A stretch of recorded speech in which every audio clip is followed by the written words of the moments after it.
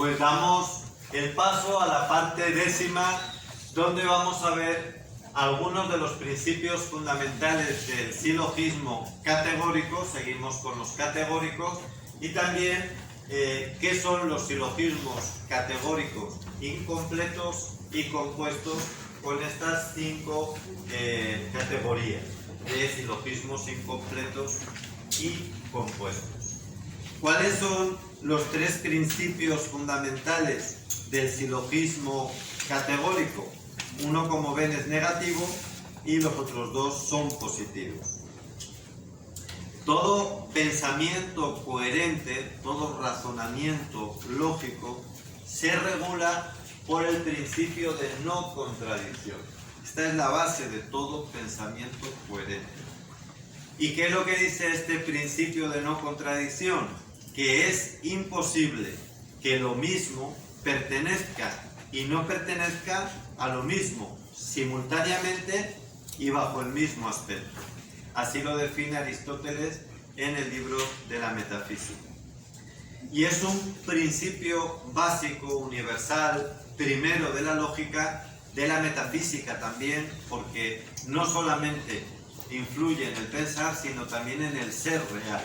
Por eso digo que es un principio básico de la lógica, pero también de la metafísica. Repito, es imposible que lo mismo, es decir, lo que predicamos de algo, pertenezca y a la vez no pertenezca al mismo sujeto simultáneamente y bajo el mismo aspecto.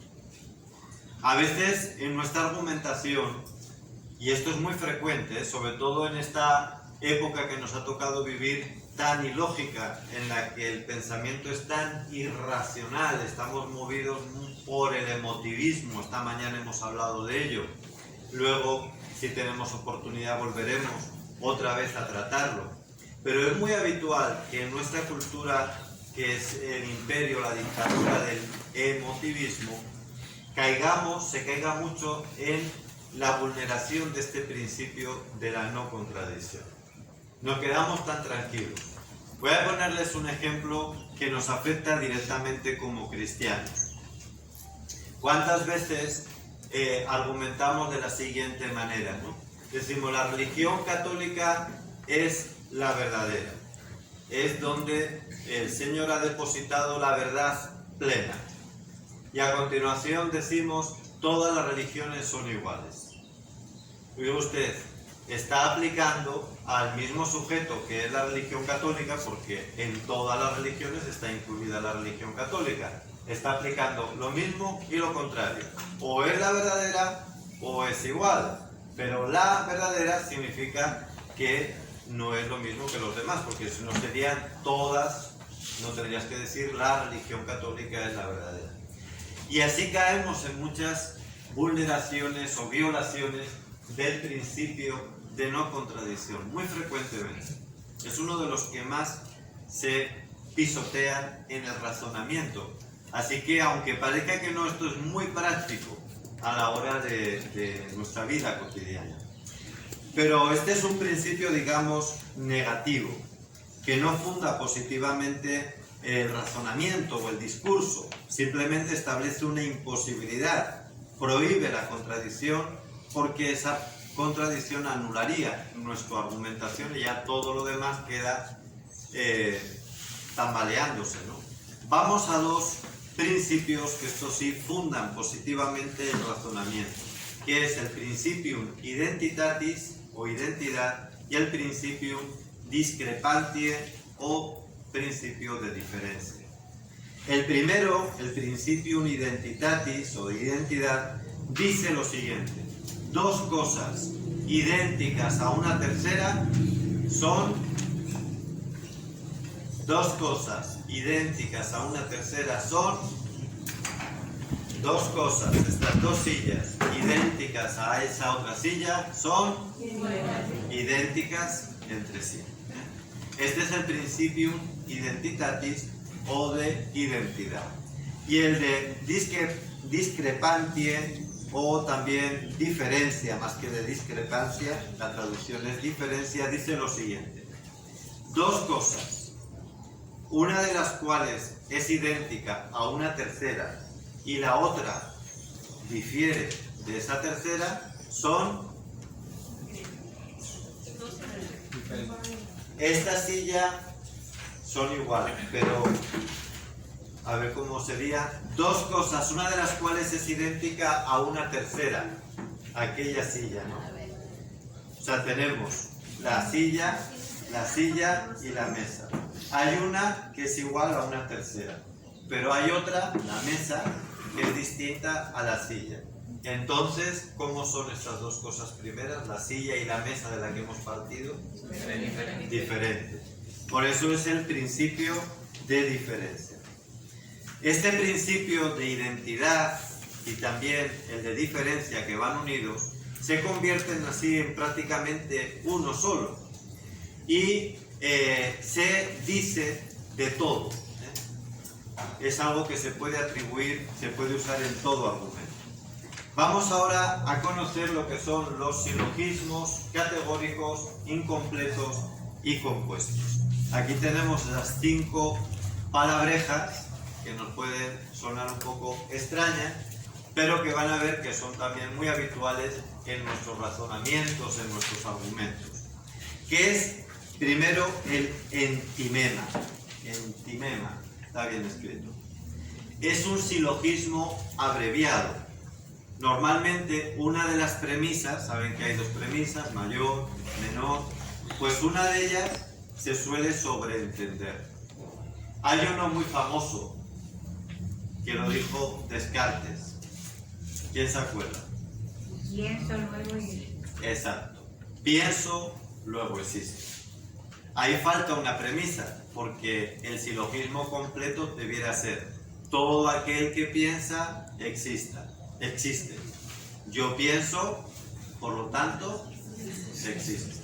Pero se comió el primero, la mayor, y simplemente dijo yo pienso, luego existo. Pero falta la premisa mayor, todo aquel que piensa existe. Eso es un entimema. Por eso se llaman también silogismos incompletos, porque les falta alguna parte. En este caso, en el que acabamos de ver, la premisa mayor.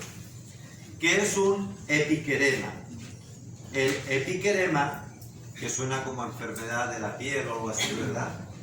Pues el epiquerema no es ninguna enfermedad, sino que es el silogismo en el que la premisa mayor o la menor se acompañan de una explicación o de una prueba.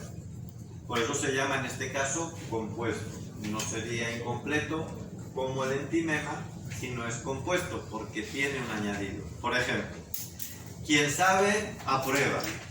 Eso es una premisa mayor normal.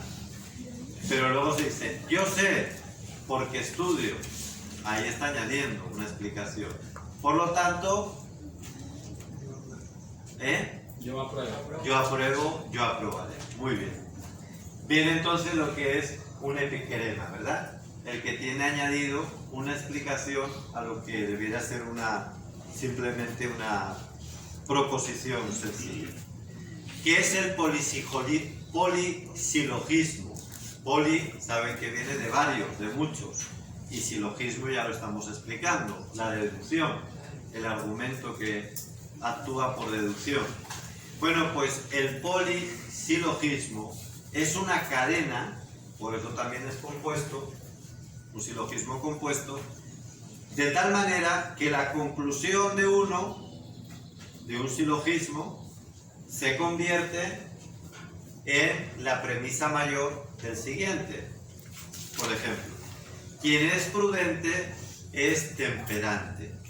Quien es temperante es constante. Luego el prudente es constante. Pero el constante es equilibrado. Luego el prudente es equilibrado. El equilibrado no está triste, luego el prudente no está triste. Y quien no está triste es feliz, luego el prudente es feliz. Esto es un argumento de Séneca, no lo hemos inventado. Esto lo dijo Séneca. Ven que es un polisilogismo donde la conclusión se convierte en la premisa de otro silogismo. ¿Qué es las órites? La sórites es también un polisilogismo, pero aquí se suprimen las conclusiones intermedias. No estamos haciendo como el otro que va uno por uno, sino que aquí se suprimen las conclusiones intermedias hasta que el sujeto de la primera proposición se une con el predicado de la última. Vamos a ver otro ejemplo. Este es de Bossuet. Dice Bossuet: Sócrates es hombre, el hombre es compuesto, lo compuesto es divisible, lo divisible es mortal, Sócrates es mortal. O esto, por ejemplo: quien autoriza las empresas violentas ataca a la justicia, quien ataca a la justicia rompe el lazo que une a los ciudadanos, quien rompe el lazo que une a los ciudadanos hace nacer divisiones en el Estado, quien crea divisiones en el Estado lo expone a un peligro evidente. Luego, quien autoriza las empresas, que es el sujeto, que no ha vuelto a aparecer, si se han dado cuenta, no ha vuelto a aparecer. Quien autoriza las empresas violentas expone al Estado a un peligro evidente. Pero fíjense todos los silogismos que ha sacado por medio, pero el sujeto solo aparece al principio y al final. No ha aparecido en ningún otro intermedio. Esto era lo que decía Bossuet. Y por último, vamos a ver lo que es un dilema, que algunos también lo llaman silogismo cornudo. ¿Y por qué? Porque propone una disyunción completa y deduce la misma conclusión de los dos miembros. Hay una disyunción y en una y en otra una disyunción serían como dos opciones. Pero de una y de otra se saca la misma conclusión. Vamos a verlo en un silogismo de San Agustín de Hipona. Dice San Agustín: el cristianismo se ha propagado con milagros o sin milagros. Ahí está la disyunción. Se ha propagado cuando había milagros y también cuando no había milagros. Si con milagros es verdadero, porque el milagro es un sello de Dios. Y sin milagros, este es todavía el mayor de los milagros. Luego, en ambos casos, es verdadero.